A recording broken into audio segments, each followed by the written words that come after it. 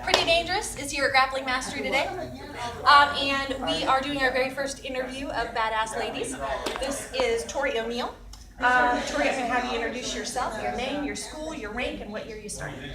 Okay, so my name is Torrie O Neil McGriff, actually. O'Neill's my middle name, but I mostly stick with that. I am a blue belt at Grappling Mastery, and I've been here since 2014 is when I started. Nice. So a little background. How did you find jiu-jitsu, or how did jiu-jitsu find you? Okay, people hate to say it, but I was a huge wrestling fan. Massive. My dad took us to all of the old WWF events, and yeah. So once I found out it was fake, it like broke my heart. So I started watching collegiate wrestling. I thought that was so cool. But again, if you think it's hard finding a jiu-jitsu school, finding a wrestling school is even worse. So when I got back from college, when I graduated from my MBA, I was looking up schools in the area because I knew I was moving back home. And I sent a message out to Brian, and I kid you not, maybe 20 minutes later, he gave me a phone call and invited me to a lesson later that day. And I came, and I just never left. Nice. So tell me a little bit about your gym and your team. Our team's awesome. Okay, so like I said, we're Grappling Mastery here in Mount Dora. We started in 2013, so we're still pretty new. But this is actually our third location, so we're growing pretty rapidly. Oh gosh, what can I say about this? Because my coach, his name's Brian Ruscio. He is amazing, and he comes from a wrestling background, so it even fed more of my want to be around here. We have some of the most amazing, loving, crazy people here, and like I said, we're not the biggest gym, but what we have is pure quality. Everyone here is awesome. We've expanded to now we're doing Muay Thai more too. We got our yogas and we got all of our other stuff. So yeah, it's a good time here. I have no complaints. So this one's a tough one. Okay. What impact has jiu-jitsu had on your life? Let's see. In general? Yeah, no, I got it though. Okay, good. So probably, like, I've always been a pretty confident person, but body confidence it's helped me with. Like I said, I've been 5'10", 6 foot since I've been like 8, and I'm like 8th grade. So I've always been a tall girl. I'm a big girl too, and it took me probably 6 months to a year to go in here when I realized, like, no, your body, this is a good thing. Like, you being this tall, you being this big, this is gonna work for your advantage. And once I realized that, like, no, you can actually, all that stuff that people are telling you, you should be a little smaller, you should be a little more daintier. When I came onto the mat, it's like, no, be a savage. It's gonna work to your benefit. Like, you have long legs, long arms, use that. And so I was like a 6 at confidence. It probably moved me up to like an 8, 9. So it made me more comfortable with my body. Awesome. What was your most memorable jiu-jitsu moment? The most memorable one. Or your aha moment? My aha moment was my first tournament. There you go. It was, I think, 6 months after I was training. It was the BJJ tour, and there was only one other person in my division, and I was super nervous. And again, it was one of those times where, being a heavyweight, you never know what a heavyweight's gonna look like. Right. So I went in there. She's like 5'4", and I was like, okay, let's do this. And as soon as we make contact, she flips me on my head. I mean, the complete arm throw flips me on my head. I was like, okay, this is real. This is not, we're not just playing around training, it's real. And it kind of clicked to me, like, it's more than just an activity, it is a sport too. Like, I knew it was a sport, but until you just didn't have that physicalness yet, that because like here, you're in a gym, you have that, you guys go hard sometimes, but not really. Yeah. When you're in a competition, like, they don't know you. Like, we hug and we're friends afterwards, but before that, like, no, we're trying to hurt each other. And that's when it clicked. I was like, oh no, I need to be a little meaner. It's okay, it's all right. Well, this kind of ties into the next question, which is, what is your views on competition? I like it.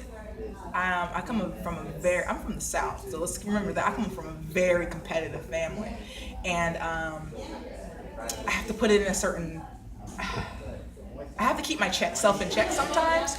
Where, like, when I'm in, I don't really get into super hyper competition mode until, like, I step on the mat for that moment, and as soon as I get off, I'm done. So when I know a tournament's coming up, I'm like, okay, we're gonna train, we're good. I'm really chill, I do stalk my competition. I don't know who everyone is. I have no shame in it. But the big thing is, like, when we get on the mat, we are competing. We're competitive for that moment. But afterwards, it's done. Like I said, afterwards, I made some great friends with a lot of people I've competed against.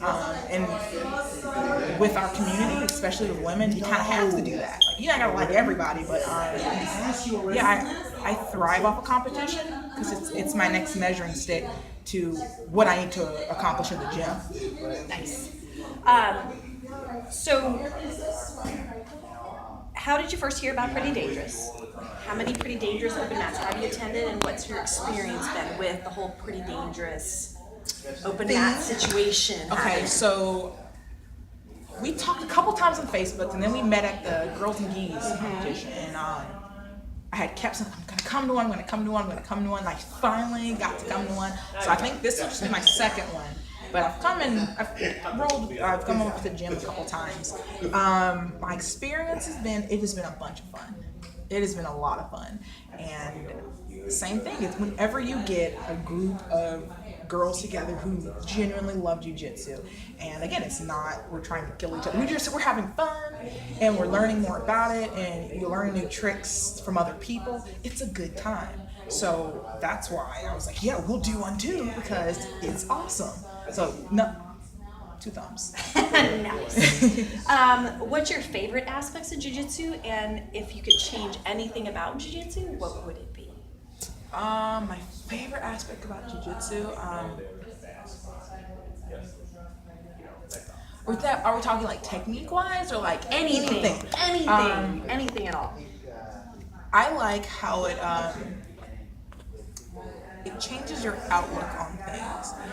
Jiu-jitsu is very deceptive. Like I said, when I went out there, my first competition, this girl's like 5'4". I'm like, oh yeah, this is gonna be cool. Little did I know, y'all know she has crazy hips and she's gonna toss me. So it gave me this new way of looking at things. Like you really have to pay attention more. You have to be focused. You have to zone in a little bit better. So yeah.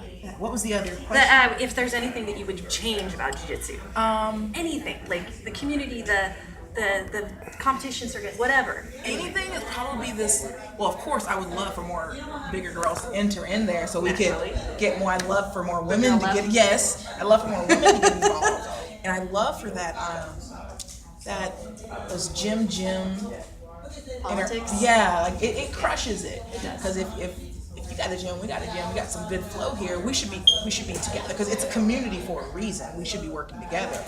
And this like wave of, can you say douchey? You can say whatever. The wave of like douchey jiu-jitsu guys coming up annoys the heck.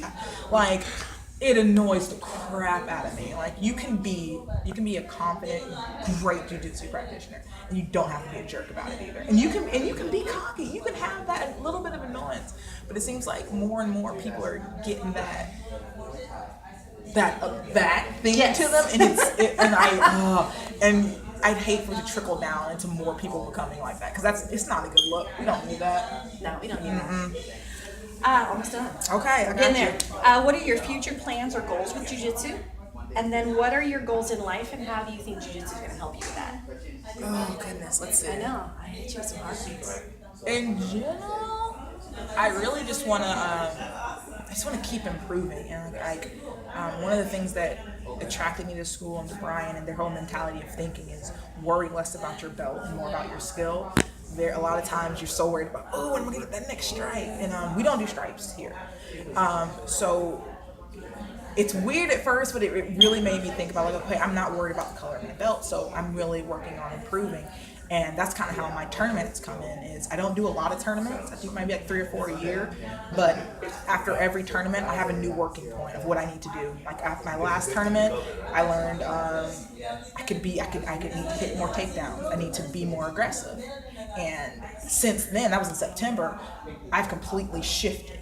So my goal is just that steadily improving, and then tournament here to see where I'm measuring up at, and my next method to go, and just keep going until until I'm in a walker. Even then, Pretty much. Slap ball. And how it's worked into like my everyday life, is that what it was? Yeah. What do you think? How do you think jiu-jitsu is going to help with your personal goals outside of jiu-jitsu? Oh, okay. Well, one of mine is like I tell people all the time. I'm on an internal quest to be a happier, healthier person. It's a good quest. Yes, and that can come in many different iterations, and it never really ends. So one of the things is like being here in jiu-jitsu. It makes you feel happy. Like it gets me in a better mood, and knowing that I'm going to be interacting with younger people and other people, it makes me kind of want to continue to highlight myself, continue to be more a positive person, so they get that way too. So it's helping me kind of develop my personality even more. It's helping me stay in shape, be able to know like more healthy I am, the better I'm going to be on the mat, and then the healthier I am in general, the longer I'm going to be on this earth. So it helps me with this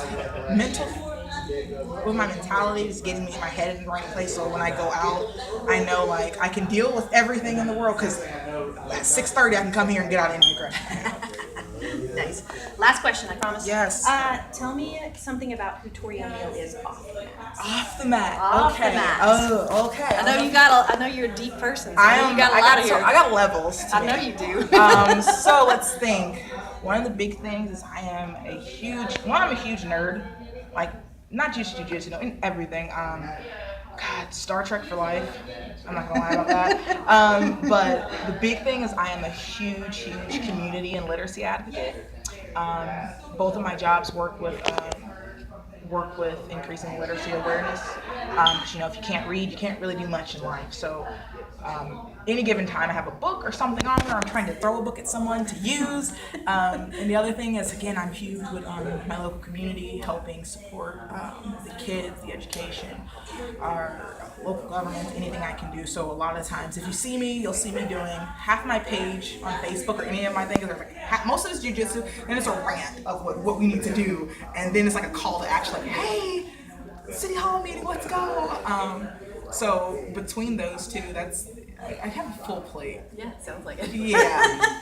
Well, awesome. Thank you so much. Yeah. Boom. Ready to roll? This way, I can get both of you. Oh my God, it's not done yet. Bye, guys. We're gonna roll now.